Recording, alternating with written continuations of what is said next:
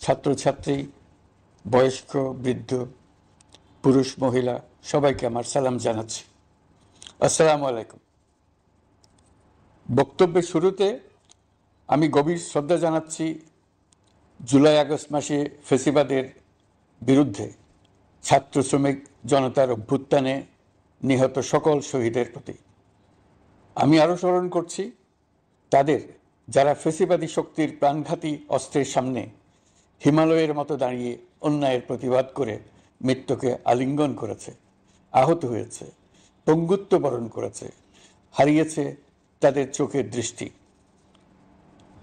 সেই সব বীরদের স্মরণ করছি যারা মিথ্যাচার, লুটপাট, স্বৈরতন্ত্রের বিরুদ্ধে এক দফা দাবি নিয়ে দাঁড়িয়েছিল। কৃতজ্ঞতা চিত্তে স্মরণ করছি আপনাদের ভাই বোনদের, আপনাদের সন্তানদের যারা এই বিপ্লবে অংশগ্রহণ করেছিল। প্রিয় দেশবাসী, আমি আগেও জানিয়েছি, আবারও জানাচ্ছি, গণ অভ্যুত্থানে সকল শহীদের পরিবারকে পুনর্বাসন করা হবে। সকল আহত শিক্ষার্থী, শ্রমিক জনতার চিকিৎসার সম্পূর্ণ ব্যয় সরকার বহন করবে। আহতদের দীর্ঘমেয়াদী এবং ব্যয়বহুল চিকিৎসা এবং শহীদদের পরিবারের দেখাশোনার জন্য স্বাস্থ্য মন্ত্রণালয়ের নেতৃত্বে একটি পূর্ণাঙ্গ তালিকা প্রস্তুত করা হয়েছে। এখন এই নতুন তথ্য পাওয়ার ভিত্তিতে এই তালিকা হালনাগাদ করা হতে থাকবে। গণ অভ্যুত্থানের শহীদদের স্মৃতি ধরে রাখতে সরকার তার যাত্রা লগ্নে জুলাই গণহত্যা স্মৃতি ফাউন্ডেশন নামে একটি ফাউন্ডেশন প্রতিষ্ঠার উদ্যোগ নেয়। এখন সেই ফাউন্ডেশন তৈরি হয়েছে। সকল শহীদ পরিবার এবং আহতদের সর্বোত্তম চিকিৎসা সহ তাদের পরিবারের সম্পূর্ণ দায়িত্ব এই ফাউন্ডেশন গ্রহণ করছে। এই ফাউন্ডেশনে দান করার জন্য দেশের সকল মানুষ এবং বিদেশে অবস্থানরত বাংলাদেশিদের আমরা আহ্বান জানাচ্ছি। গত মাসে কুমিল্লা, নোয়াখালী, সিলেট অঞ্চলে আকস্মিক বন্যা এসব এলাকার মানুষকে হতভম্ব করে দিয়েছে। এখানে বেশিরভাগ এলাকায় কোনোদিন বন্যা হয়নি। তারা বন্যা মোকাবেলা করে অভ্যস্ত নন। দেশপ্রেমিক সশস্ত্র বাহিনী তাৎক্ষণিকভাবে বন্যা আক্রান্ত সবাইকে রক্ষার জন্য এগিয়ে আসে। সেনা, নৌ এবং বিমান বাহিনী পরস্পরের সঙ্গে সমন্বয় করে একযোগে কাজে নেমে পড়ার ফলে মানুষের দুর্ভোগ কম হয়েছে। এর পরপরই এনজিও এবং সাধারণ মানুষ দেশের সকল অঞ্চল থেকে দলে দলে এগিয়ে এসছে। আমি বিশেষ করে দেশপ্রেমিক সেনাবাহিনীকে আবারও ধন্যবাদ জানাচ্ছি। দেশের সকল দুর্যোগকালে তারা সবসময় আন্তরিকভাবে এগিয়ে এসছে। বিশেষ করে বন্যা ও শান্তি শৃঙ্খলা রক্ষার কাজে তাদের সৈনিক এবং অফিসাররা দিনের পর দিন যেভাবে দায়িত্ব পালন করেছে তার কোনো তুলনা হয় না। জনজীবনে স্বস্তি ও আত্মবিশ্বাস প্রতিষ্ঠায় তাদের ভূমিকা অনন্য। বাংলাদেশ সশস্ত্র বাহিনীর সকল সদস্যকে আমি ধন্যবাদ জানাই তাদের সততা, ত্যাগ ও অসীম দেশপ্রেমের জন্য। দেশের স্বাধীনতা সংগ্রাম থেকে শুরু করে বন্যা, খরা, ঝড়, বৃষ্টি, ঘূর্ণিঝড়, সকল প্রাকৃতিক দুর্যোগে আপনারা সকলের শেষ ভরসার স্থান। দেশের প্রতিটি ক্রান্তি লগ্নে আপনারা দেশের মানুষের পাশে থেকেছেন। দেশের স্বাধীনতার পক্ষে, সার্বভৌমত্বের পক্ষে অবস্থান নিয়েছেন। দেশ গঠনে আপনারা সবার আগে এগিয়ে এসছেন। বিগত জুলাই হতে শুরু হওয়া গণ অভ্যুত্থান, বন্যা নিরাপত্তা প্রদান, অস্ত্র উদ্ধার সহ সকল কার্যক্রমে আপনারা সফলভাবে দিনরাত কাজ করে যাচ্ছেন। সরকার ও জনগণের পক্ষ থেকে আমি আপনাদের প্রতি কৃতজ্ঞতা জানাচ্ছি। বন্যা আমাদের জনজীবনে আরেকটি দিক উন্মোচন করল। দেশের সকল জায়গায় মানুষের সক্রিয় সহানুভূতির জোয়ার উঠেছিল অবিশ্বাস্য মাত্রায়। ব্যবসায়ী, অর্থবান ব্যক্তিরা যেমন তাদের অর্থ নিয়ে স্বতঃস্ফূর্তভাবে এগিয়ে এসেছিল, তেমনি দেশের বিভিন্ন প্রান্তের সাধারণ মানুষ, স্কুল, কলেজ, বিশ্ববিদ্যালয়ের ছেলেমেয়েরা জোয়ারের ঢলের মতো যার যার সামর্থ্য নিয়ে এগিয়ে এসছে। অনেকেই ছুটে গেছে বন্যার্তদের সহযোগিতা করার জন্য। এনজিওরা বিভিন্ন জায়গা থেকে ছুটে গেছে তাদের সহায়তা নিয়ে। তাদের কাজে অনুপ্রাণিত হয়ে আমি এনজিও নেতাদের সঙ্গে বৈঠক করেছি কিভাবে সরকার তাদের কাজের সঙ্গে সরকারের উদ্যোগকে সমন্বিত করতে পারে, সেটার কাঠামো তৈরি করে দেওয়ার জন্য। বন্যা এখন চলে গেছে, কিন্তু পুনর্বাসনের কঠিন কাজ আমাদের সামনে রয়ে গেছে। সকলের সহযোগিতায় আমরা পুনর্বাসনের কাজটি সফলভাবে সমাধান করতে চাই। আইন শৃঙ্খলা পরিস্থিতির উন্নতির জন্য আমরা দিনরাত পরিশ্রম করে যাচ্ছি।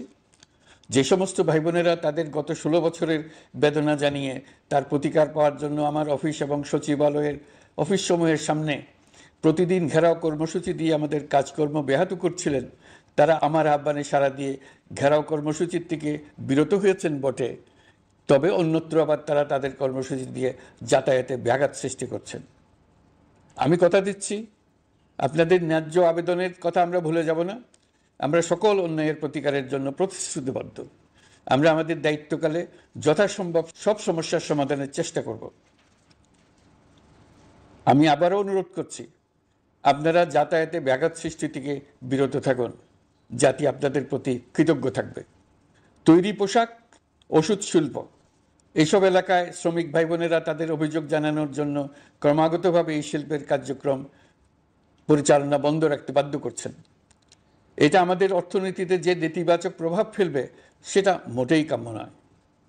এমনিতেই ছাত্র শ্রমিক জনতার বিপ্লবের পর যে অর্থনীতি আমরা পেয়েছি সেটা নিয়ম নীতিবিহীন দ্রুত ক্ষীয়মান একটা অর্থনীতি।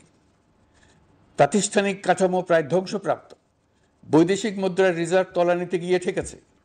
আমরা এই অর্থনীতিতে প্রাণ সঞ্চারের চেষ্টা করছি, আমাদের উদ্যোগে সাড়াও পাচ্ছি।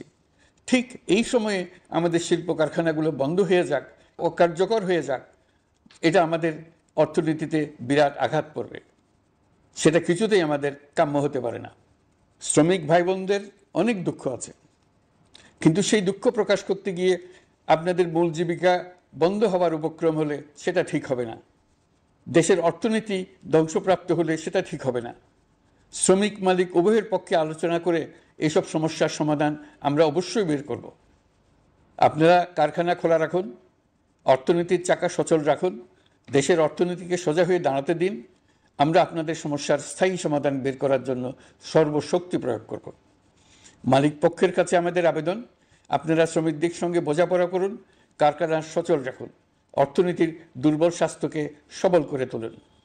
ওষুধ শিল্প এবং তৈরি পোশাক শিল্প দেশের গৌরব। এর মাধ্যমে আমাদের শ্রমিক ভাই বোনেরা তাদের কর্মকুশলতা বিশ্বকে মুগ্ধ করেছে। এর সাফল্য এখন থমকে আছে। আমরা এই দুই শিল্পকে তাদের সম্ভাব্য শীর্ষে নিয়ে যেতে চাই। দুর্বল করার তো প্রশ্নই ওঠে না। এই দুই শিল্পের কোথায় কোথায় বাধা আছে, সমস্যা আছে, সেগুলো চিহ্নিত করে তাকে বাধামুক্ত করতে চাই। আমরা বিদেশি ক্রেতাদের একত্রিত করে তাদের সহযোগিতা চাইব, যেন বাংলাদেশের এই শিল্প দুটি বিশ্বের অন্যান্য দেশের চাইতে বেশি আস্থাযোগ্য হয়ে গড়ে উঠতে পারে। সব কিছুই সম্ভব যদি আমরা শ্রমিক মালিক সম্পর্কটা একটা নির্ভরযোগ্য, আনন্দদায়ক করে গড়ে তুলতে পারি। আমাদের সরকারের প্রথম মাস কাটল, দ্বিতীয় মাস থেকে আমরা নতুন বাংলাদেশ গড়ার ভিত্তি হিসেবে নতুন শ্রমিক মালিক সম্পর্কের সূচনা করতে চাই। এটা দেশের সবার কাম্য। দেশের নতুন প্রজন্ম নির্ভয়ে যেন তাদের ভবিষ্যৎ নিয়ে এগিয়ে যেতে পারে, আমরা সেই লক্ষ্যে কাজ করছি। আমাদের দায়িত্ব অনেক। ন্যায়ভিত্তিক একটা সমাজ গড়ে তোলার জন্য একসাথে অনেকগুলো কাজ আমাদের হাত দিতে হবে। 1 জুলাই থেকে 5 আগস্ট পর্যন্ত ছাত্র জনতার গণ আন্দোলনকে দমন করতে যেসব ফৌজদারি মামলা দায়ের করা হয়েছিল, এর মধ্যে হত্যা মামলা ছাড়া বাকি প্রায় সকল মামলা প্রত্যাহার করা হয়েছে। এইসব মামলায় গ্রেফতারকৃত সকলে মুক্তি পেয়েছে। দায়িত্ব গ্রহণের শুরুতেই অন্তর্বর্তীকালীন সরকার বিচার বিভাগের বড় সংস্কারের কাজে হাত দিয়েছে। যোগ্যতম ব্যক্তিকে প্রধান বিচারপতি নিয়োগ দেওয়াতে মানুষের মনে নতুন আশার সঞ্চার হয়েছে। আপিল বিভাগের বিচারপতি নিয়োগ অতি সত্বর এই সকল কালো আইন বাতিল ও প্রযোজ্য ক্ষেত্রে সংশোধন করা হবে। সাংবাদিক সাগর রনি হত্যাকাণ্ড সহ বহুল আলোচিত 5টি হত্যাকাণ্ডের তদন্ত ও বিচার অগ্রাধিকার ভিত্তিতে ও দ্রুততম সময়ে নিষ্পত্তির জন্য সহায়তা প্রদান করা হচ্ছে। সম্প্রতি আমরা বলপূর্বক গুম থেকে সকল ব্যক্তির সুরক্ষার জন্য আন্তর্জাতিক কনভেনশনের সনদে স্বাক্ষর করেছি। ফলে স্বৈরাচার দ্বারা প্রতিষ্ঠিত গুম সংস্কৃতির সমাপ্তি ঘটানোর জন্য আন্তর্জাতিকভাবে আমরা প্রতিজ্ঞাবদ্ধ হলাম। এছাড়া আমরা ফেসিবাদ শাসনের 15 বছরে গুমের প্রতিটি ঘটনা তদন্ত করার জন্য পৃথক একটা কমিশন গঠন করছি। যেসব পরিবার তাদের নিখোঁজ পিতা, স্বামী, পুত্র এবং ভাইদের পাওয়ার জন্য বছরের পর বছর যন্ত্রণার সাথে অপেক্ষা করছেন, আমরা আপনাদের বেদনায় সমবেথী। আয়নাঘরগুলো বন্ধ করে দেওয়া হয়েছে। এবং সেই সাথে বের হয়ে আসছে ফ্যাসিস্ট হাসিনা সরকারের গুমের শিকার ভাই বোনদের কষ্ট ও যন্ত্রণা গাথা। আমাদের তরুণ প্রজন্মের ভবিষ্যৎ যেন উজ্জ্বল হয় সেটা নিশ্চিত করতে শিক্ষা ব্যবস্থার দিকে আমাদের পূর্ণ নজর রয়েছে। ইতোমধ্যে প্রথম শ্রেণী থেকে দ্বাদশ শ্রেণী পর্যন্ত বর্তমানের ত্রুটিপূর্ণ শিক্ষাক্রম পরিবর্তন করা হয়েছে। বই সংশোধন ও পরিমার্জনের কাজ শেষ পর্যায়ে আছে। এই সংস্কারের কাজ অব্যাহত থাকবে। বিশ্ববিদ্যালয়সমূহের উচ্চ প্রশাসনিক পদগুলো পূরণ করে শিক্ষা কার্যক্রম স্বাভাবিক করার কাজ দ্রুত গতিতে এগিয়ে চলেছে। বেসরকারি শিক্ষা প্রতিষ্ঠানগুলোর পরিচালনা বোর্ডে দখলদারিত্বের রাজনীতি বন্ধ করার ব্যবস্থাও নেওয়া হয়েছে। আপনারা নিশ্চয় লক্ষ্য করেছেন, আমাদের প্রথম মাসে দেশের প্রায় সকল বিশ্ববিদ্যালয়ের উপাচার্য এবং উপাচার্য মহোদয়গণ পদত্যাগ করেছেন। উচ্চশিক্ষার ক্ষেত্রে এটা বিরাট শূন্যতার সৃষ্টি করেছে। প্রথম মাসে আমরা ক্রমাগতভাবে প্রতিটি বিশ্ববিদ্যালয়ে সবার কাছে গ্রহণযোগ্য এমন উপাচার্য এবং উপাচার্য নিয়োগ দেওয়ার কাজ শুরু করেছে। এর ফলে সকল সরকারি এবং বেসরকারি বিশ্ববিদ্যালয়গুলোতে নতুন উদ্যমে কাজ শুরু করার পরিবেশ সৃষ্টি হয়েছে। সংবাদ মাধ্যম ও মত প্রকাশের পূর্ণ স্বাধীনতা ইতিমধ্যে নিশ্চিত করা হয়েছে। আমরা সবাইকে বলে দিয়েছি, আপনারা মন খুলে আমাদের সমালোচনা করুন, আমরা সবার মতামতের প্রতি শ্রদ্ধাশীল। মিডিয়া যাতে কোনো রকম বাধা বিপত্তি ছাড়া নির্বিঘ্নে তাদের কাজ করতে পারে সেজন্য একটা মিডিয়া কমিশন গঠন করা সরকারের সক্রিয় বিবেচনাধীন।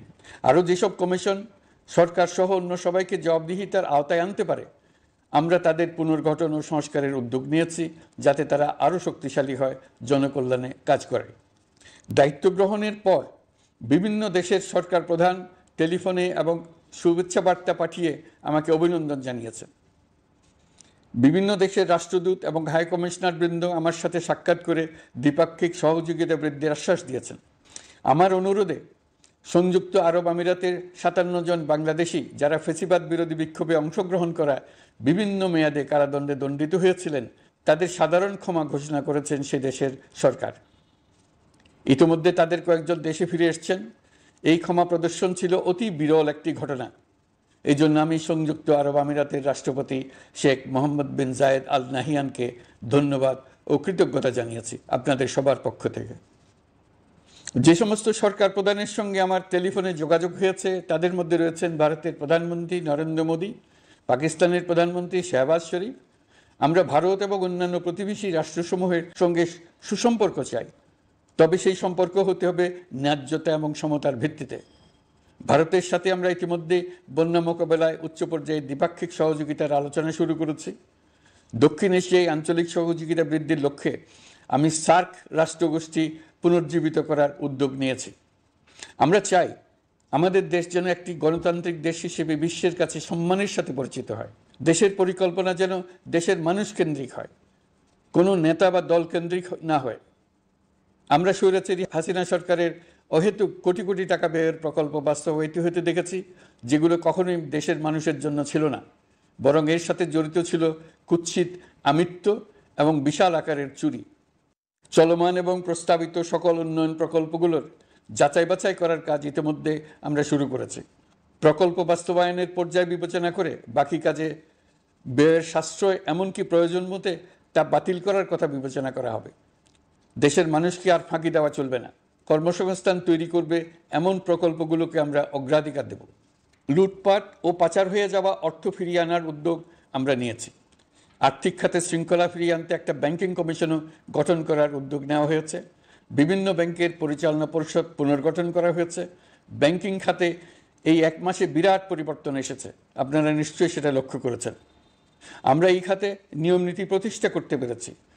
আরও অনেক কাজ বাকি রয়ে গেছে। প্রথম মাসের কাজ হিসেবে শুধু প্রধান কাজগুলো করেছে, তার সঙ্গে রয়েছে আরও অনেক পরবর্তী কাজ। ফ্যাসিবাদী সরকার লুটপাট করার জন্য নতুন করে 60,000 কোটি টাকা ছাপিয়ে বাজারে ছাড়ার কারণে মুদ্রাস্ফীতির শিকার হয়েছে দেশের মানুষ।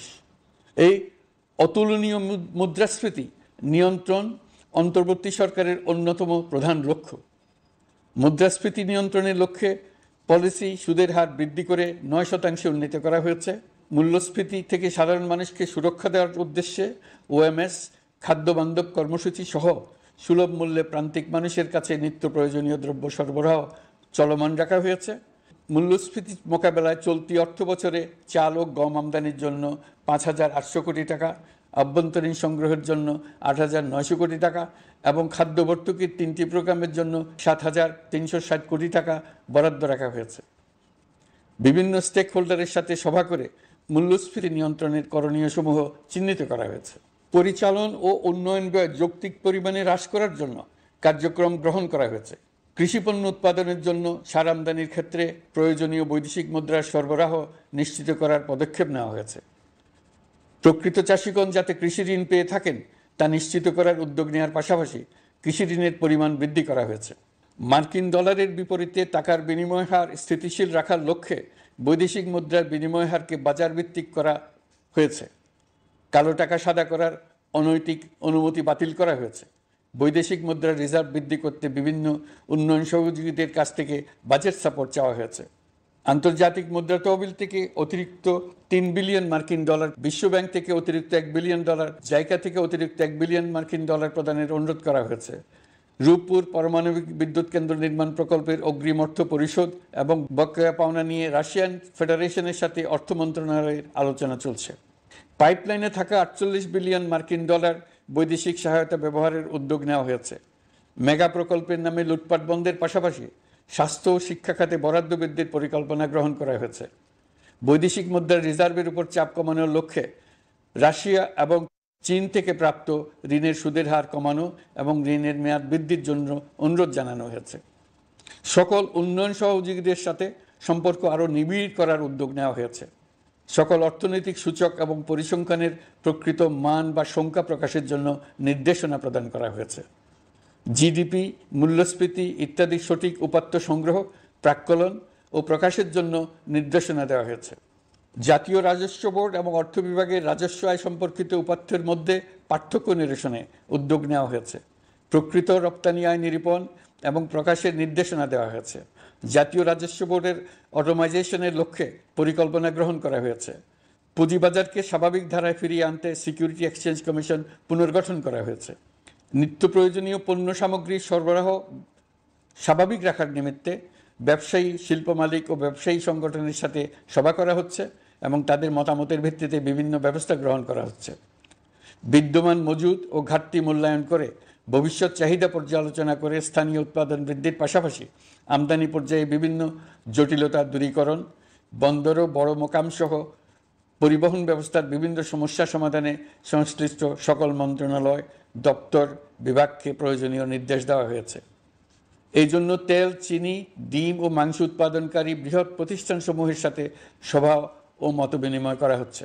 নিত্য প্রয়োজনীয় কিছু দ্রব্যাদি যেমন পেঁয়াজ, আলু এসবের দাম আরও কমানোর জন্য বিদ্যমান শুল্ক হার হ্রাসের বিষয়ে এনবিআরকে প্রয়োজনীয় নির্দেশনা দেওয়া হয়েছে। ইতোমধ্যে এনবিআর পেঁয়াজ, আলু ও কতিপয় কীটনাশকের ক্ষেত্রে আমদানি শুল্ক হ্রাস এবং ক্ষেত্র বিশেষে রেগুলেটরি শুল্ক প্রত্যাহার করে এসআরও জারি করেছে।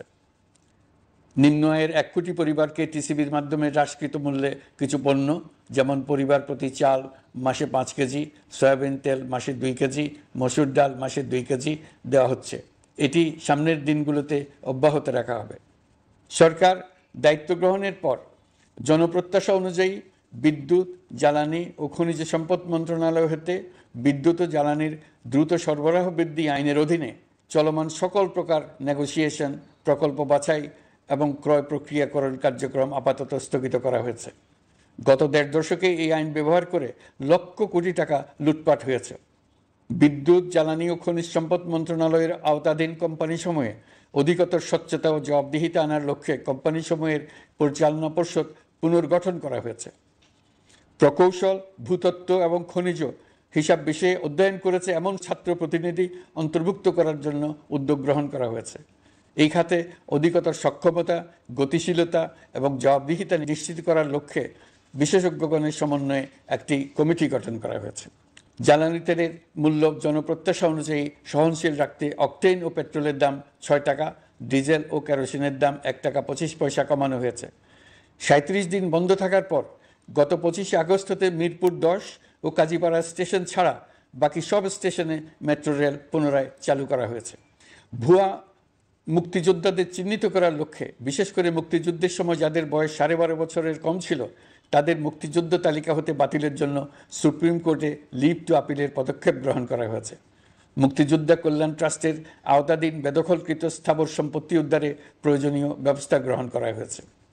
গৃহায়ন ও গণপূর্ত মন্ত্রণালয় কর্তৃক গৃহীত বরিশাল, রংপুর, ময়মনসিংহ উন্নয়ন কর্তৃপক্ষ আইন এর খসড়া তৈরির কার্যক্রম নেওয়া হয়েছে। পূর্বাচল নতুন শহর প্রকল্প, ঢাকার আশেপাশে স্যাটেলাইট সিটি নির্মাণের রোডম্যাপ চূড়ান্তকরণের উদ্যোগ নেওয়া হয়েছে। বিধি বহির্ভূত প্রদত্ত প্লট ও ফ্ল্যাটের বরাদ্দ বাতিলের উদ্যোগ নেওয়া হয়েছে। প্রিয় দেশবাসী, আপনাদের আমাদের সন্তানদের জন্য একটি গণতান্ত্রিক বাংলাদেশের রূপরেখা তৈরি করতে আমরা দৃঢ় প্রতিজ্ঞ। আর যেন আমাদের কোনো স্বৈরাচারের হাতে পড়তে না হয়। আমরা যাতে বলতে পারি আমরা একটি গণতান্ত্রিক দেশে বসবাস করি। আমরা যাতে সকলেই দাবি করতে পারি যে এই দেশটি আমাদের। আমরা সেই লক্ষ্যেই কাজ করছি। কেউ আইন নিজের হাতে তুলে নেবেন না। আইন নিজের হাতে তুলে নিয়ে কেউ সমাজে বিশৃঙ্খল পরিবেশ সৃষ্টি করলে আমরা তাকে অবশ্যই শাস্তির আওতায় নিয়ে আসব। আমরা একটি সাম্প্রদায়িক সম্প্রীতির দেশ। ধর্মীয় সম্প্রীতি বিনষ্ট হয় এমন কোনো কাজ কেউ কোনোভাবেই করবেন না। অতীতে শুধুমাত্র আওয়ামী মতাদর্শী না হওয়ার কারণে 18তম থেকে 42তম BCS পর্যন্ত BPSC কর্তৃক সুপারিশকৃত অনেক প্রার্থী নিয়োগ বঞ্চিত হয়েছেন। 8ই আগস্ট পরবর্তী সময়ে এর মধ্যে এদের 259 জনকে নিয়োগ দেওয়া হয়েছে। মাঠ প্রশাসনকে জনবান্ধব এবং দুর্নীতিমুক্ত জবাবদিহিমূলকভাবে গড়ে তোলার জন্য সব ধরনের উদ্যোগ নেওয়া হয়েছে। সরকারি কর্মচারীদের বাধ্যতামূলকভাবে সম্পদ বিবরণী দাখিলের নির্দেশ দেওয়া হয়েছে এবং এটা প্রতি বছর তাদেরকে করতে হবে। ধ্বংস হয়ে পড়া একটা জনপ্রশাসনকে নিয়ে যাত্রা শুরু করেছি। মন্ত্রণালয়গুলোর উচ্চতম পদে যারা নিয়োজিত ছিলেন তারা অনেকে দায়িত্ব ছেড়ে চলে গেছেন, কিংবা পদে থাকলেও সহকর্মীদের চাপের মুখে কাজ করতে পারছিলেন না, বাধ্য হয়ে পদত্যাগ করেছেন। আর যারা 16 বছরের স্বৈরাচারী শাসনের আমলে পদত্যাগে বাধ্য হয়েছিলেন কিংবা দায়িত্ববিহীন অবস্থায় একই পদে থেকে বাধ্য হয়েছেন, তাদের সবার কথা বিবেচনা নিয়ে জনপ্রশাসনকে নতুন করে দাঁড় করানোই ছিল আমাদের প্রথম মাসে কঠিনতম সময়। আবার সকল সমস্যার সমাধান করে একটি নতুন জনপ্রশাসন কাঠামো দাঁড় করাতে পেরেছি, এটাই আমাদের প্রথম মাসের সবচাইতে বড় অর্জন। আমার বিশ্বাস এই জনপ্রশাসন জনগণের ইচ্ছা পূরণে সর্বোচ্চ অবদান রাখতে পারবে।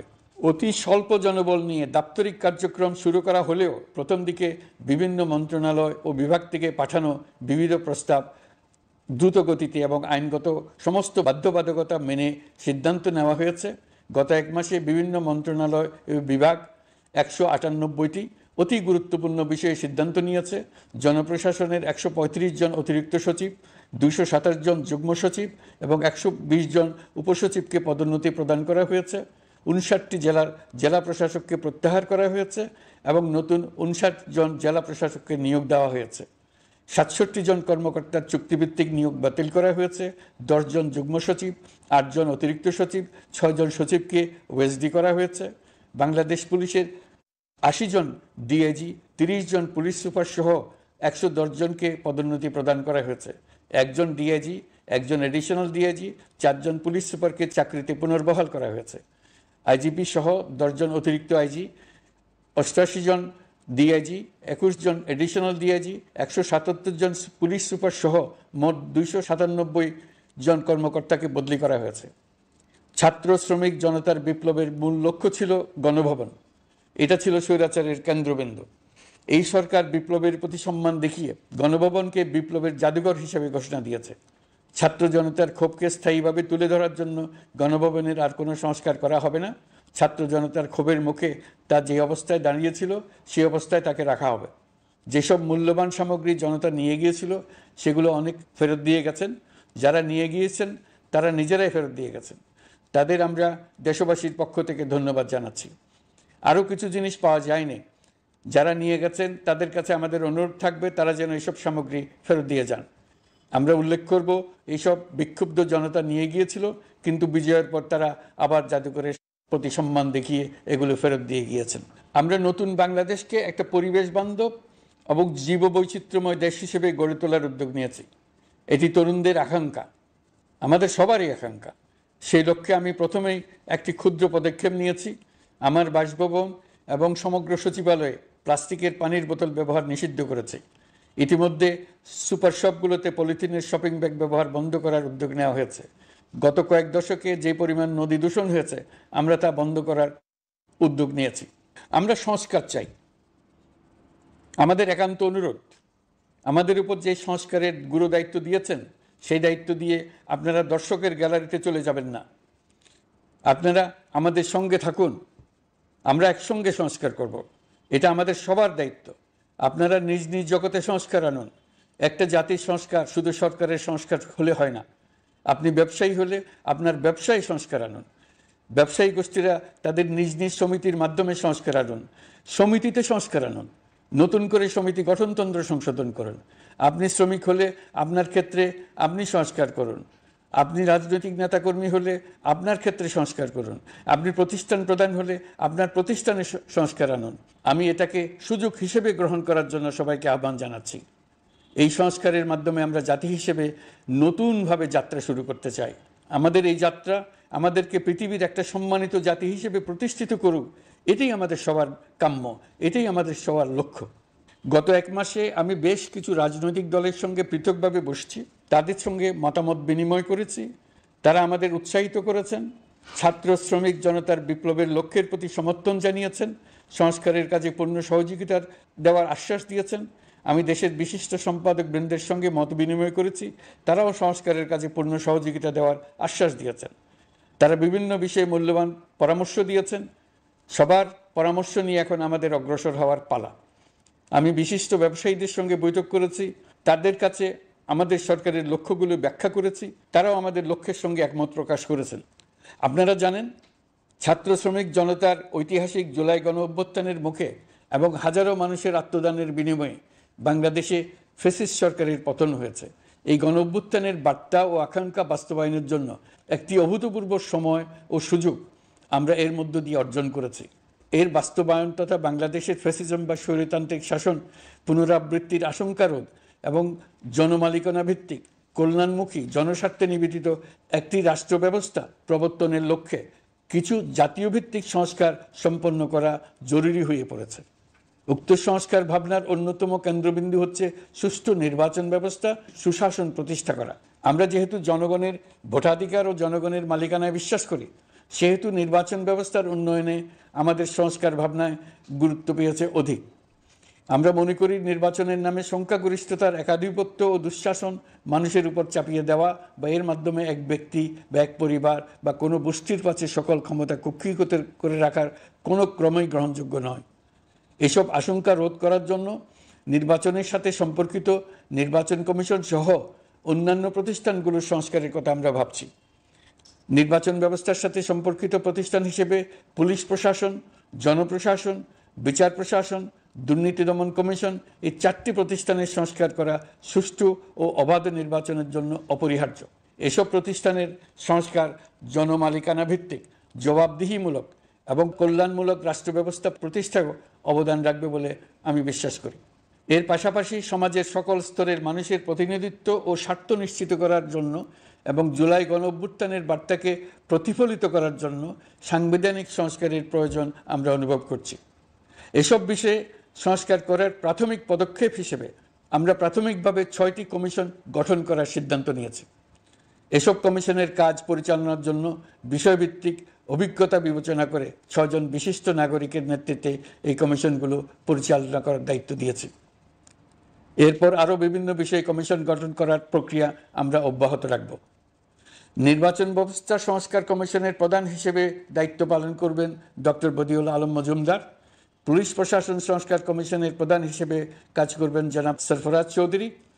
বিচার বিভাগ সংস্কার কমিশনের প্রধান হিসেবে দায়িত্ব পালন করবেন বিচারপতি শাহ আবু নাঈম মুমিনুর রহমান। দুর্নীতি দমন সংস্কার কমিশনের প্রধান হিসেবে দায়িত্ব পালন করবেন ডক্টর ইফতেখারুজ্জামান। জনপ্রশাসন সংস্কার কমিশনের প্রধান হিসেবে দায়িত্ব পালন করবেন জনাব আব্দুল মুহিত চৌধুরী। সংবিধান সংস্কার কমিশনের প্রধান হিসেবে দায়িত্ব পালন করবেন ডক্টর শাহদিন মালিক। এসব কমিশনের অন্য সদস্যদের নাম কমিশন প্রধানদের সাথে আলোচনা করে ঠিক করা হবে। কমিশনগুলোর আলোচনা ও পরামর্শ সভায় উপদেষ্টা পরিষদের সদস্য, ছাত্র, শ্রমিক জনতা আন্দোলনের প্রতিনিধি, নাগরিক সমাজ ও রাজনৈতিক দলের প্রতিনিধিরা উপস্থিত থাকবেন। পূর্ণাঙ্গভাবে গঠিত হওয়ার পর কমিশন আনুষ্ঠানিকভাবে তাদের কাজ আগামী 1 অক্টোবর থেকে শুরু করতে পারবে বলে আমি আশা করছি। এবং এটি পরবর্তী 3 মাসের মধ্যে সম্পন্ন হবে বলে আমরা ধারণা করছি। কমিশনের রিপোর্টের ভিত্তিতে সরকার পরবর্তী পর্যায়ে প্রধান রাজনৈতিক দলগুলোর সাথে পরামর্শ সভার আয়োজন করবে। চূড়ান্ত পর্যায়ে ছাত্র সমাজ, নাগরিক সমাজ, রাজনৈতিক দলের প্রতিনিধি, সরকারের প্রতিনিধি নিয়ে ব্যাপক ভিত্তিক 3 থেকে 7 দিন ব্যাপী একটি পরামর্শ সভার ভিত্তিতে সংস্কার ভাবনার রূপরেখা চূড়ান্ত করা হবে। এতে এই রূপরেখা কিভাবে বাস্তবায়ন হবে তার একটি ধারণাও দেওয়া হবে। এই আয়োজন জুলাই গণ অভ্যুত্থানের বার্তা বাস্তবায়ন ও রাষ্ট্র পুনর্নির্মাণ তাগিদের ঐক্যবন্ধনে গোটা জাতিকে শক্তিশালী ও আশাবাদী করে তুলবে বলে আমাদের বিশ্বাস। প্রিয় দেশবাসী, আমাদের সামনে অনেক কাজ। সবাই মিলে একই লক্ষ্যে আমরা অগ্রসর হতে চাই। আমাদের মধ্যে, বিশেষ করে আমাদের নতুন প্রজন্মের মধ্যে যে সুপ্ত প্রতিভা লুকিয়ে আছে, সেটা যেন বিনা বাধায় রাষ্ট্রের এবং সমাজের সহযোগিতায় প্রকাশ করতে পারি, সেই সুযোগের কাঠামো তৈরি করতে চাই। সকলে মিলে আমাদের পরিবারের প্রতিটি সদস্যকে, সে ঝাড়ুদার হোক, ছাত্র হোক, শিক্ষক হোক, যে কোনো ধর্মের হোক, সবার সমান অধিকার নিশ্চিত করতে চাই। এই হলো আমাদের সংস্কারের মূল লক্ষ্য। আসুন ছাত্র শ্রমিক জনতার এই বিপ্লবের লক্ষ্যকে আমরা দ্রুত বাস্তবায়ন করি। আমাদের প্রথম মাসে আমরা যেই গতিতে, যে উদ্যম নিয়ে কাজ এগিয়ে নিয়ে যাওয়ার কথা চিন্তা করেছিলাম, সেটা হয়তো করতে পারিনি বাস্তব অবস্থার পরিপ্রেক্ষিতে। দেশের আইনশৃঙ্খলা পরিস্থিতি স্বাভাবিক রাখা গেলে আশা করি আমরা আমাদের গতি অনেক বাড়াতে পারব। এই জন্য দেশের সকল মানুষের কাছে, শিক্ষক, ছাত্রছাত্রী, কৃষক, শ্রমিক, পেশাজীবী, বড় ব্যবসায়ী, ক্ষুদ্র ব্যবসায়ী, দিনমজুর, গৃহিণী, সকলের সহযোগিতা চাইছি। আমাদের কাজ বড় কঠিন, কিন্তু জাতি হিসেবে এবার ব্যর্থ হওয়ার কোনো অবকাশ আমাদের নেই। আমাদেরকে সফল হতেই হবে। এই সাফল্য আপনাদের কারণেই আসবে, আপনার সহযোগিতার কারণেই আসবে। আমাদের কাজ হবে আপনার আমার স্বপ্নকে বাস্তবে রূপায়িত করা। এখন আমরা আমাদের 2য় মাস শুরু করছি। আমাদের 2য় মাসে যেন আপনাদের মনে দৃঢ় আস্থা সৃষ্টি করতে পারি, সেই চেষ্টা করে যাব। ধৈর্য ধরুন, এই কথাটি আমি মোটেই আপনাদের বলবো না। আমরা সবাই অধৈর্য হয়ে পড়েছি। এত সব কাজ কখন যে শেষ হবে এটা চিন্তা করে আমরা অধৈর্য হব, কেন হব না? কিন্তু সঠিকভাবে কাজ করব, কাজে কোনো অধৈর্যের চিহ্ন রাখব না। প্রিয় দেশবাসী, দেশের শিশু, কিশোর কিশোরী, তরুণ তরুণী, ছাত্রছাত্রী, বয়স্ক, বৃদ্ধ, পুরুষ, মহিলা, সবাইকে আবারও আমার সালাম জানাচ্ছি। আসসালামু আলাইকুম।